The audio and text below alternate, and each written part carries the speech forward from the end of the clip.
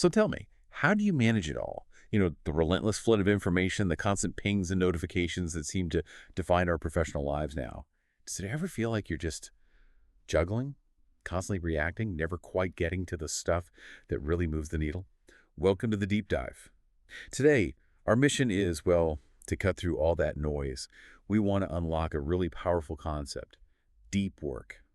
We've been digging into Cal Newport's book, Deep Work, Rules for Focused Success in a Distracted World. It's super influential.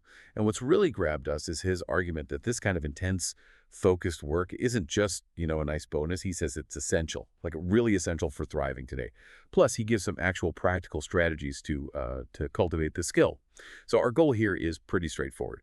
We want to help you get up to speed quickly, but properly, uncover maybe some aha moments about how you work, and give you concrete strategies. The aim, to use that distraction-free concentration to create real value, sharpen your skills, and ultimately build a more, meaningful professional life. Okay, let's dive in. Absolutely. And Cal Newport's core definition of deep work is, it's really the foundation for everything else, he calls it. Professional activities performed in a state of distraction-free concentration that push your cognitive capabilities to their limit. And crucially, these efforts create new value, improve your skill, and are hard to replicate. The main thing here is about really squeezing everything you can out of your brain power, and constantly getting better. It's all about intense, deliberate focus. And it has a flip side, right?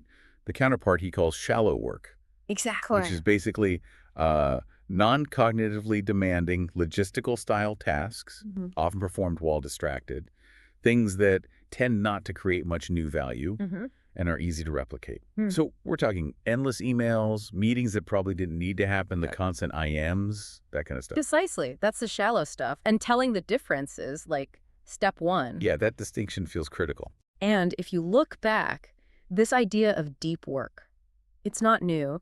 Newport gives some fantastic historical examples. Think about Carl Jung. He had that stone tower, Bollingen. He went there deliberately, not really to escape his work, but to actually advance it. Right, you needed that isolation to think deeply. Exactly. That's where his most influential ideas came from. It was intentional. Or Woody Allen. That one blew my mind. 44 films in 44 years on a manual typewriter. A German Olympia SM3 specifically. He actively avoided electronic distractions. That kind of focus. Oh. Wow. It seems almost impossible today. It really does. And then there's Bill Gates, his famous Think Weeks. Twice a year, he'd just lock himself away. It's reading and thinking. Yep. Reading papers, pondering big ideas. That famous internet tidal wave memo in '95 came out of a Think Week. Hugely important for Microsoft. Pure deep work. And Neil Stephenson, the sci-fi author. Yeah. Kind of ironic given his subject matter, right? He basically admits he's bad at social media on purpose. Right. He says, basically, if I organize my life in such a way that I get lots of long, consecutive, uninterrupted time chunks, I can write novels. Otherwise, it's just emails filling the space. Exactly. He sees it as a clear trade-off, emails or novels. So the big problem Newport points out is that even though deep work is so valuable, shallow work is just taking over. It really has. And a huge driver is all these network tools. Email, texting, social media, Twitter, Facebook, you name it, plus all those infotainment sites. They've sliced our attention into these tiny, easily distracted bits. There was this McKinsey study back in 2012. Pretty shocking. What did it find? Knowledge workers spending over 60% of their week on electronic communication and web searching, and almost 30% just on email. Wow, nearly a third of the week just handling email. Yeah. It's a massive chunk of our most productive hours. Nicholas Carr nailed it, didn't he? In The Shallows, in that Atlantic article, he said something like, what the net seems to be doing is chipping away my capacity for concentration and contemplation. Exactly. It feels like our brains are literally getting rewired for distraction. Okay, so why is this fragmentation such a big deal economically? Well, Eric Brynjolfsson and Andrew McAfee talk about this great restructuring in their book, Race Against the Machine. Basically, digital tech is shaking up the labor market. It's creating this divide between jobs machines can do, or that can be easily outsourced, and the jobs that are actually set to thrive. And they pinpointed 3 groups who are likely to do well in this new world. That's right. 3 main winners. First, you've got the high-skilled workers.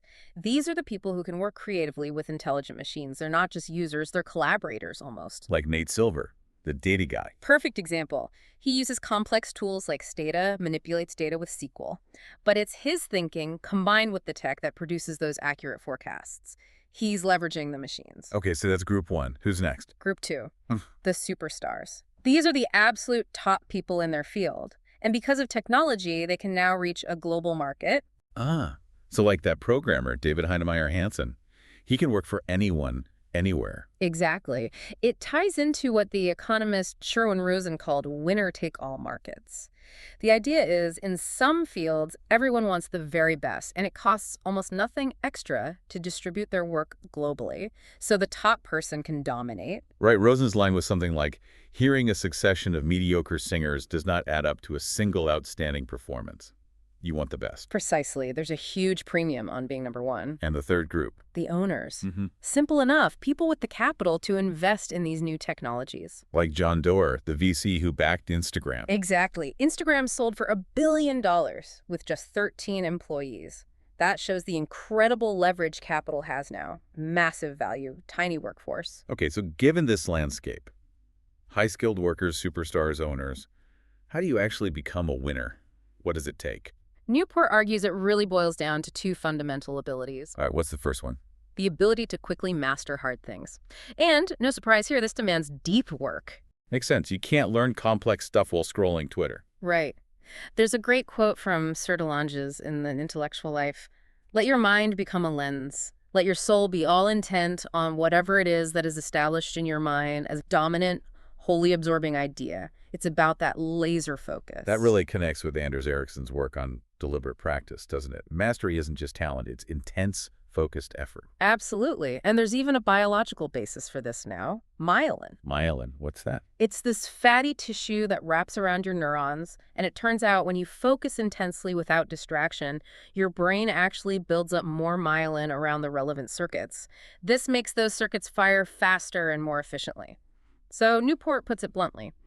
To be great at something is to be well myelinated. Wow.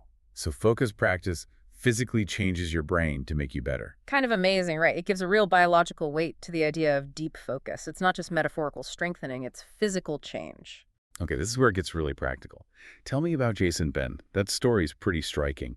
Yeah, it really is. He started as a financial consultant, making okay money and maybe $40K a year. But his work was so routine, it could literally be automated with an Excel script. Ouch. That's a wake-up call. Big time. So he decided he needed a radical change. He aimed to become a top-tier computer programmer, targeting a six-figure salary. And how did he do it? His method was intense. He locked himself in a room for 2 months. No computer. Just textbooks and note cards, learning to code from scratch. He was consistently clocking 5 or more disconnected hours per day of pure, focused study. 5 hours a day disconnected. That's serious commitment. Totally. And it worked. He aced his dev boot camp, graduated top of the class, and made the transition. It's a powerful example of deep work enabling rapid, complex skill acquisition. Okay, so that's the first ability. Master hard things quickly. What's the second? The second is the ability to produce at an elite level. We're talking both quality and speed here. And the poster child for this is Adam Grant, the Wharton professor. Yep. Youngest full professor there, incredibly prolific. And his method relies heavily on deep work principles. He uses batching. He groups his hard intellectual work into these long, uninterrupted stretches. How does that work in practice? For instance, he might do all his teaching in the fall semester. Then, spring and summer are dedicated purely to research. He even takes multi-day isolation retreats for specific projects, complete with out-of-office autoresponders. So he's creating these big blocks of pure focus time. Exactly. It allows him to maximize the intensity of his focus. Which brings us to that law of productivity Newport mentions.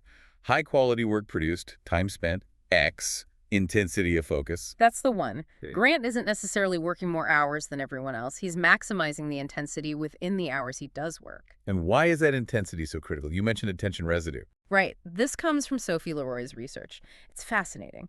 When you switch from one task, say task A, to another, task B, a part of your attention, a residue, stays stuck on task A.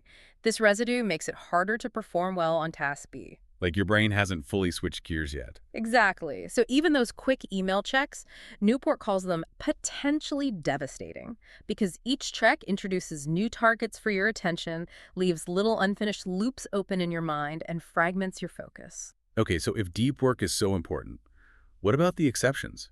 like the Jack Dorsey types, Mm. CEOs of Twitter and Square, famously juggling multiple things. How do they thrive? That's a really common question, and Newport addresses it directly. He acknowledges that certain high-level executive roles are famously and unavoidably distracted. Their job often acts like a hard-to-automate decision engine. They need to process a constant stream of inputs to make quick calls. So the distraction is kind of part of the job description for them. Yeah. For that specific role, yes. But, and this is key, Newport warns against extrapolating that to most other jobs. Plenty of professionals, like the consultants Leslie Perlow studied, or managers using agile methods like Scrum, think they need that constant connectivity. But they actually perform better with less distraction. Often, yes. Their perceived need for constant connection isn't always matched by reality. The Dorsey example is the exception, not the rule. It really is a paradox, though, because so many trends in the modern workplace seem to actively discourage deep work. Totally. Take open office plans. Facebook's huge open floor plan, Square's common spaces, they're often pitched as promoting serendipity, spontaneous collaboration. That's the idea. Bump into colleagues, spark new ideas. But the research, like Gloria Mark's work on attention fragmentation, consistently shows the opposite. They mainly lead to massive distraction and actually make it take longer to get tasks done because of all the interruptions. And then there's instant messaging. Right. Unlike email, which you can kind of batch, IM is often always active. It just magnifies the interruptions. Plus the pressure, especially in some fields like media, to be constantly present on social media. Absolutely. Newport mentions the New York Times encouraging journalists like Alyssa Rubin to tweet frequently. But that constant engagement pulls them away from what he calls their necessarily deep work, cultivating sources, doing in-depth research, crafting impactful stories. It feels like there's a fundamental conflict there. There really is. And another huge problem Newport identifies is what he calls the metric black hole. Meaning, it's hard to measure the impact of all this distraction. Exactly.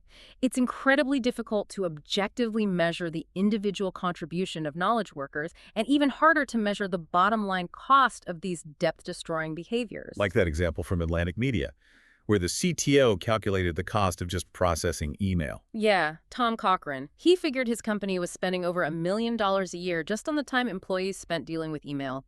He called email free and frictionless, but with soft costs equivalent to procuring a small company Learjet. That's a powerful analogy. Wow.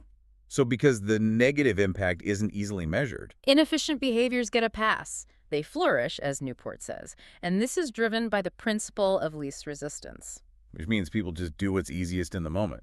Pretty much. Instead of structuring deep work, it's easier to just fire off quick emails, call ad hoc meetings, respond instantly to IMs, even if it's not the most productive use of time. And this ties into another point. Busyness as a proxy for productivity. Yes. In knowledge work, it's often hard to point to a tangible finished product like a craftsman can. There aren't always clear indicators of value, like an academic citation count. Some people fall back on looking busy. Exactly. They revert to an industrial indicator, as Newport calls it, doing lots of stuff in a visible manner. Constant emailing, jumping between meetings, quick IM replies. It makes you look productive. It absolutely does. Think about Marissa Mayer banning remote work at Yahoo. The justification was partly that employees weren't visibly busy. It becomes about perception, not actual output. And wrapping all this up is what Newport calls the cult of the internet. Yeah, this internet centrism. It's the idea that anything related to the internet is inherently valuable, almost an Uber ideology. So behaviors like constantly tweeting are seen as necessary, almost a moral imperative, regardless of its impact on our ability to produce valuable things. Like the backlash Jonathan Franzen got for suggesting novelists shouldn't tweet. Exactly. It wasn't treated as a reasonable debate about focus versus exposure. It was framed as desecration, like he was attacking something sacred. Okay, so we've established deep work is valuable, rare, and actively undermined. But there's more to it than just productivity, right?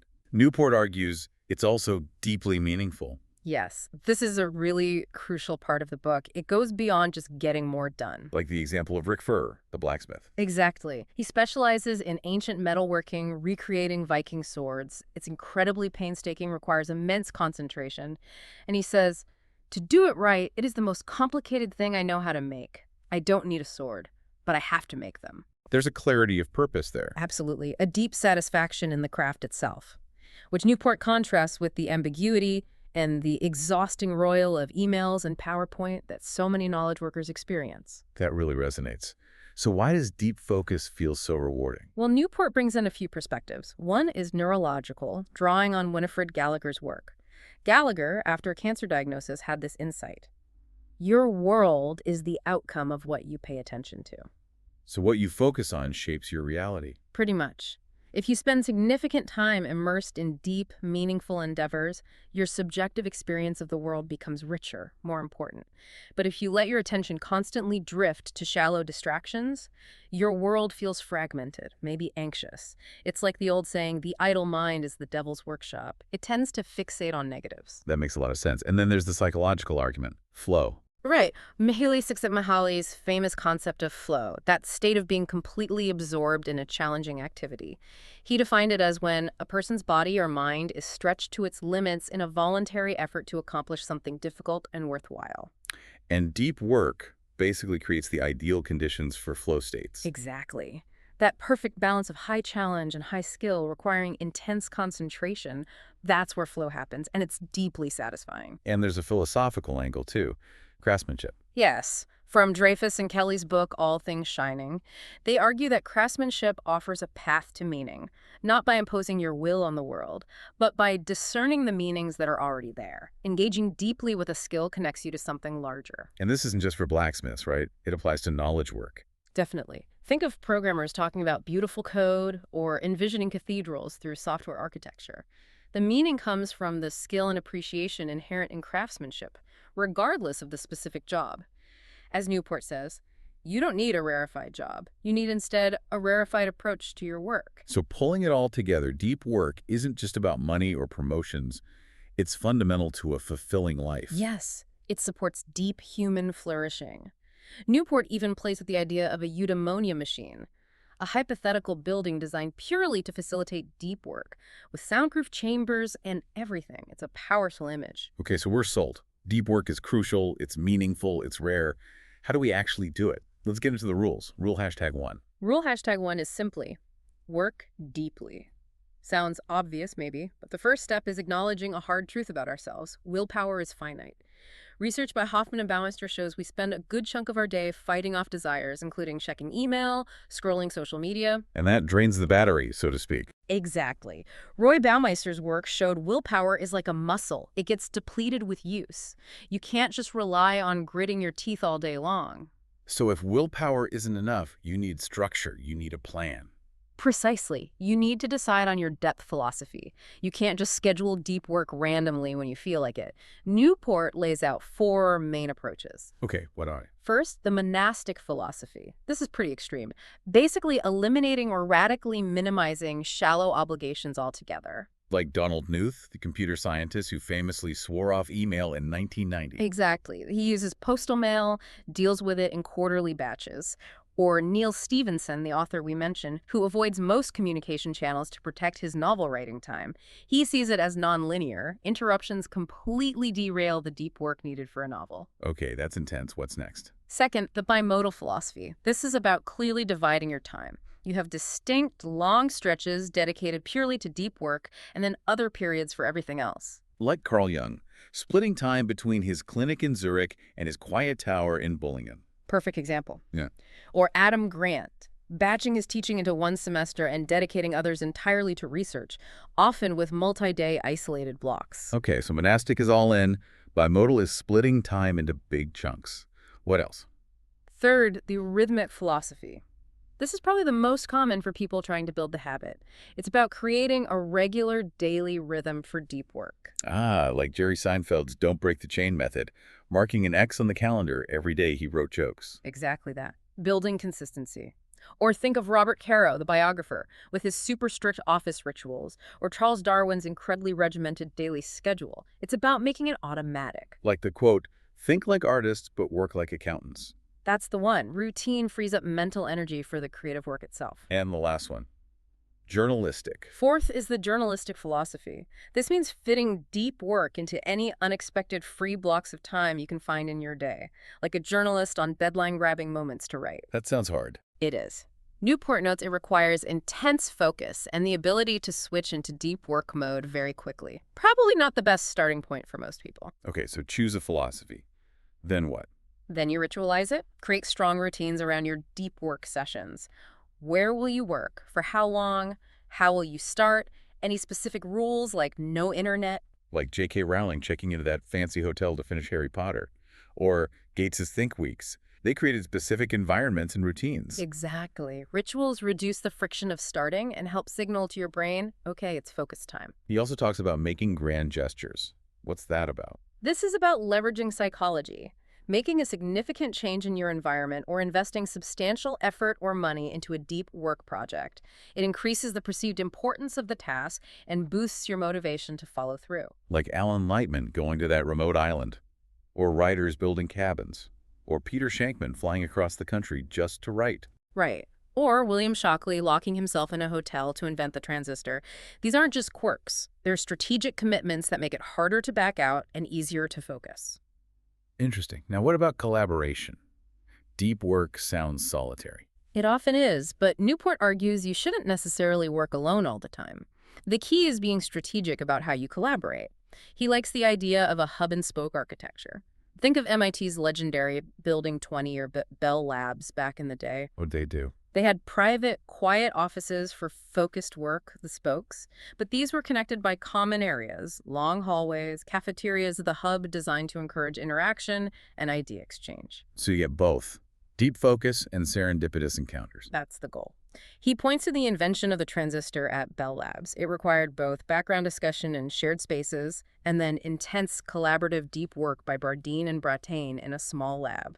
Structure matters. Okay, and the last part of rule #1, execute like a business, using the 4 disciplines of execution. Yeah, 40X. It's a framework companies use to achieve big goals, and Newport suggests applying it to your personal deep work. Okay, break it down for us. Discipline 1. Focus on the wildly important. Identify a small number of really crucial, ambitious goals that depend on deep work. Like, if you're an academic, maybe it's publishing X papers this year for tenure. Get specific. Like David Brooks said, don't just say no to distractions, say yes to something deeply compelling. Exactly. Find that terrifying longing discipline too. Act on the lead measures. Don't just track the outcome, the lag measure like published papers. Track the behaviors you control that lead to the outcome. For deep work, the key lead measure is simple. Time spent in a state of deep work dedicated toward your wildly important goal. So you track your deep work hours. Yes. Newport did this himself and found it directly helped him double his academic output. What gets measured gets managed. Okay, discipline 3. Keep a compelling scoreboard. Sure. Make your lead measure visible. Track those deep work hours somewhere you'll see them regularly. A simple calendar, a whiteboard. Why? Just to keep track. It's more than that. Seeing the score drives motivation and focus. It makes it real and creates a sense of progress or highlights when you're falling behind. Makes sense. And discipline 4 is implied, right? Create a cadence of accountability. Regularly review the scoreboard and adjust. Precisely. It's about creating a system, not just setting a goal. Okay, that's rule 1. Work deeply. What's rule 2? Rule #2. Embrace boredom. Sounds weird, right? But it's critical for rebuilding focus. Why embrace boredom? Don't we want to be engaged? The problem is our brains have been rewired by constant stimulation. Clifford Nass at Stanford did research showing that heavy multitaskers, people constantly switching attention online, their brains actually get worse at filtering out irrelevant information. They lose the ability to ignore distractions even when they want to focus. So the constant novelty online trains our brain to crave novelty. Exactly. As Nass put it, once your brain has become accustomed to on-demand distraction, it's hard to shake the addiction. You have to actively retrain your attention muscles. So how do you do that? Just be bored? Kind of, but strategically. Newport's advice is counterintuitive. Don't take breaks from distraction.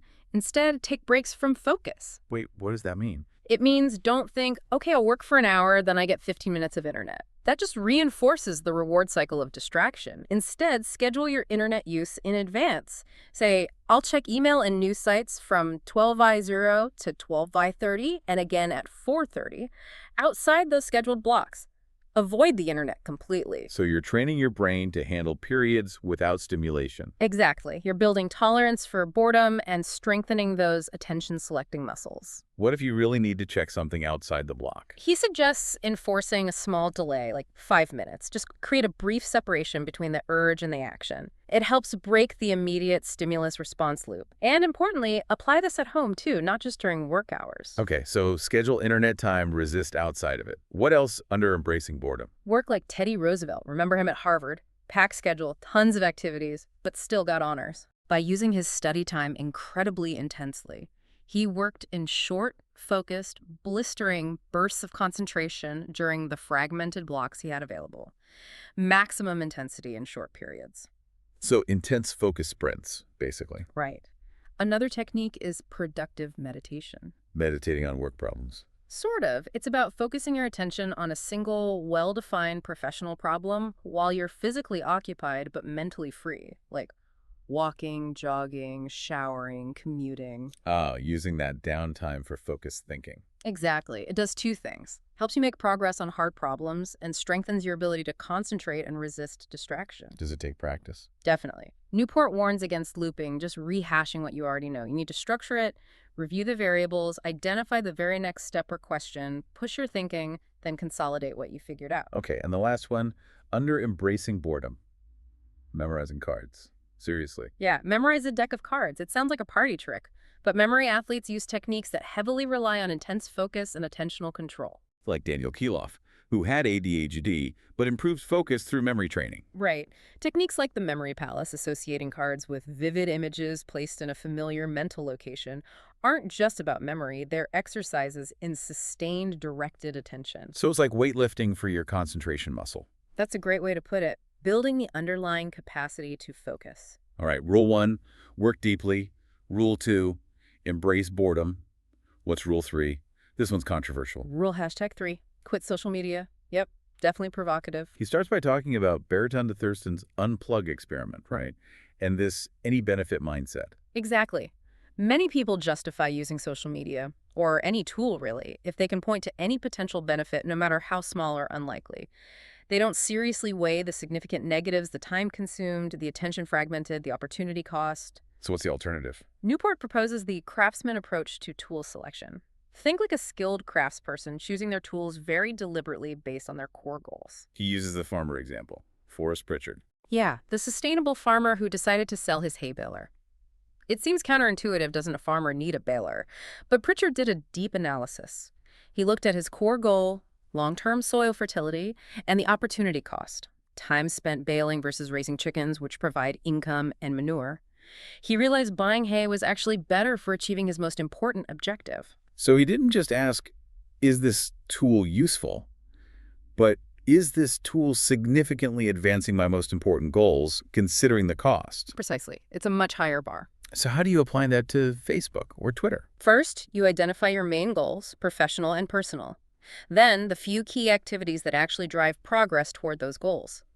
Then, for each network tool you use, you ask, does this tool have a substantially positive impact on these specific key activities?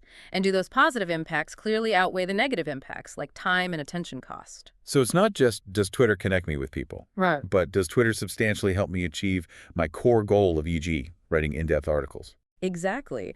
For Michael Lewis, whose goal is deep research and narrative writing, Twitter probably offers little substantial benefit, so the craftsman approach says dish it. Or for a personal goal, like deep friendships, Facebook might offer minor conveniences. But does it substantially advance the effortful offline activities required? Probably not for most people. Right, unless there's a very specific high-value use case, like maybe that college freshman example. The answer is often no, according to this framework. This ties into the 80-20 rule, doesn't it? The law of the vital few. Absolutely. Pareto's principle. Roughly 20% of your activities yield 80% of the results. The craftsman approach helps you identify that vital 20% and ruthlessly cut the low-impact 80%, even if those things offer some small benefit. Your time and attention are too valuable. Newport also has that sharp critique of social media offering a simulacrum of importance. Yeah, he argues it kind of short-circuits the real link between doing valuable work and getting recognition. It creates this echo chamber. I'll pay attention to you if you pay attention to me, regardless of actual substance. He's just the real test is to quit and see who still values your contribution. Oof. Okay, and the last part of Rule 3 is pretty blunt. Don't use the internet to entertain yourself. Right. Drawing on Arnold Bennett's century-old advice from How to Live on 24 Hours a Day, Bennett chided people for frittering away their free hours. And Newport argues today's low-brow attention economy makes it even easier to just fall into a blur of distracted clicks during leisure time. Exactly. The solution isn't necessarily less leisure, but more intentional leisure. Put more thought into your leisure time. Don't just default to scrolling or whatever grabs you. Fill evenings and weekends with actual activities, structured hobbies, reading challenging books, exercise, real conversations. Why? How does that help deep work? Because it protects and strengthens your ability to resist distraction. If you spend your evenings passively consuming low-quality digital stimuli, it erodes your capacity for concentration when you actually need it for work. Intentional leisure builds focus. Okay, powerful stuff. Rule 1, work deeply. Rule 2, embrace boredom. Rule 3, quit social media or approach it like a craftsman. What's the final rule? Rule #4. Rule #4, drain the shallows. This acknowledges that you probably can't eliminate shallow work entirely, especially in most jobs. Right, some emails need answering, some meetings are necessary. Exactly. But Newport argues we vastly underestimate the damage shallow work does by consuming time and mental energy, and we often overestimate its importance. The goal is to minimize its footprint. Especially since, as he notes, even experts can only manage about 4 hours of true deep work a day max. Right, so you have to be fiercely protective of that deep work time and ruthlessly efficient with the rest. He mentions 37 Signals Basecamp in their experiments. Yeah, Jason Fried's company. They famously moved to a 4-day work week. The constraint forced them to squeeze the fat, cut out shallow tasks, and prioritize ruthlessly. And it gave people a month off just for deep work. Yep. The whole month of June, 1 year for personal projects, and it actually resulted in substantial value for the company later on. Shows the power of carving out space for depth. So, practical strategies to drain the shallows. One is pretty intense. Schedule every minute of your day. It sounds rigid, but the goal isn't perfect adherence. It's about combating autopilot mode. Start each day by blocking out your time on paper, hour by hour, assigning tasks, even shallow ones. But things change during the day. Totally fine. He emphasizes you should expect to revise the schedule multiple times. The point is to always have a thoughtful say in what you're doing with your time, rather than just reacting. Use overflow blocks for flexibility. Okay, so time blocking. What else? Quantify the depth of every activity. This is interesting. He suggests creating a personal, shallow work score. Ask, how long would it take a bright college grad with minimal training to do this task? Checking email might be 0 months. A standard PowerPoint, maybe 2 months. Attending a typical planning meeting, 3 months. Well, I do that. It gives you a rough metric to assess how much of your time is spent on easily replicable, shallow tasks versus deep, high-value work. You can then set a goal, say, I want shallow work to be less than X% of my time, and even use that data to discuss workload and priorities with your boss. That could be powerful for making the invisible visible. Exactly. Another strategy, fixed schedule productivity. Set a hard stop time for work each day. Yes. Decide, I will finish work by 5:30 p.m. every day, no exceptions. Then work backward from that constraint.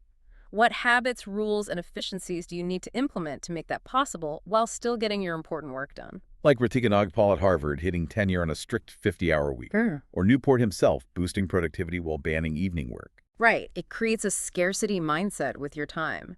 You're forced to be ruthless about saying no to shallow commitments and incredibly focused during your work blocks. Okay, and the last big strategy under draining the shallows is about communication. Become hard to reach. This has a few parts. First, consider a sender filter. Make people do a little work before they can email you. Like Newport's own email address that comes with conditions for contacting him. Exactly. It forces senders to consider if their request is actually important and well-defined, dramatically cutting down on low-value inbound messages. Second part. Do more work when you send or reply to emails. Use what he calls process-centric responses. Don't just dash off a quick reply that invites more back and forth.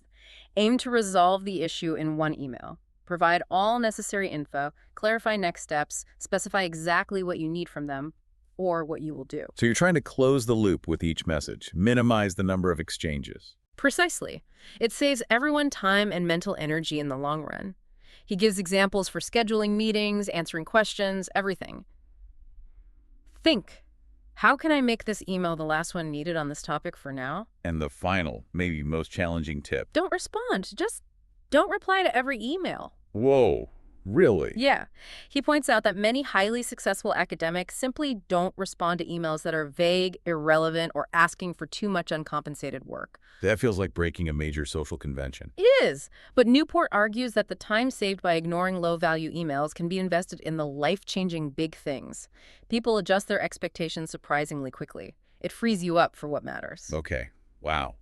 That's a lot to take in. 4 big rules. Work deeply, embrace boredom, quit social media, or be a craftsman about it, and drain the shallows. Yeah, it's a comprehensive system. So wrapping up this deep dive, Mm-hmm. the big takeaway seems to be that deep work is just. It's way more powerful than most of us realize. Absolutely. It's not just another productivity technique. Newport makes a compelling case that it's fundamental to thriving professionally and living a more meaningful life. Which leads to that final kind of provocative thought he leaves us with. Right. Embracing deep work means you might have to confront the uncomfortable possibility that your best is not yet that good. Hmm? Because shallow work, being busy, it's comfortable. It protects you from facing the hard challenge of really pushing your limits. Are you willing to step away from that comfort, that busyness, and actually struggle to deploy your mind to its fullest capacity to create things that matter? It's a confronting question. It really is. So the challenge for you, listening, is to think about how you can build your own personal Bullion Towers. How can you create the conditions in your own life, your own work, for deep work to actually happen? How can you start producing real, lasting value in this incredibly distracted world? Because, as Cal Newport reminds us, A deep life is a good life.